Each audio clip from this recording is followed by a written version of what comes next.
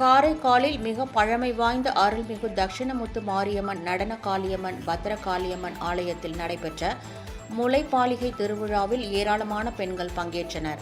புதுச்சேரி மாநிலம் காரைக்கால் சேனியர் குளத்து வீதியில் புகழ்பெற்ற தட்சிணமுத்து மாரியம்மன் நடன காளியம்மன் பத்ரகாளியம்மன் படைபத்ரகாளியம்மன் ஆலயங்கள் அமைந்துள்ளன. இந்த ஆலயங்களில் முளைப்பாலிகை திருவிழா கடந்த 1ஆம் தேதி கொடியேற்ற வைபவத்துடன் தொடங்கியது. இவ்விழாவின் முக்கிய நிகழ்வான முளைப்பாலிகை திருவிழா நேற்று இரவு நடைபெற்றது.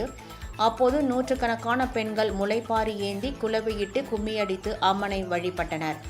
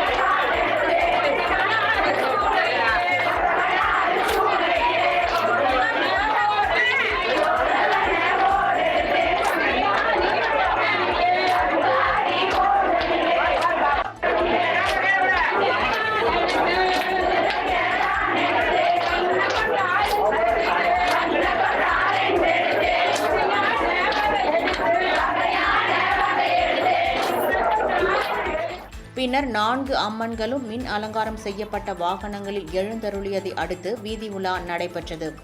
இதில் முளைப்பாரி ஏந்திய பெண்களும் அணிவகுத்தனர். அதிகாலை அரசலாற்றங்கரையில் 4 அம்மன்களும் எழுந்தருளியதைத் தொடர்ந்து தீர்த்தம் கொடுக்கும் நிகழ்ச்சி நடைபெற்றது.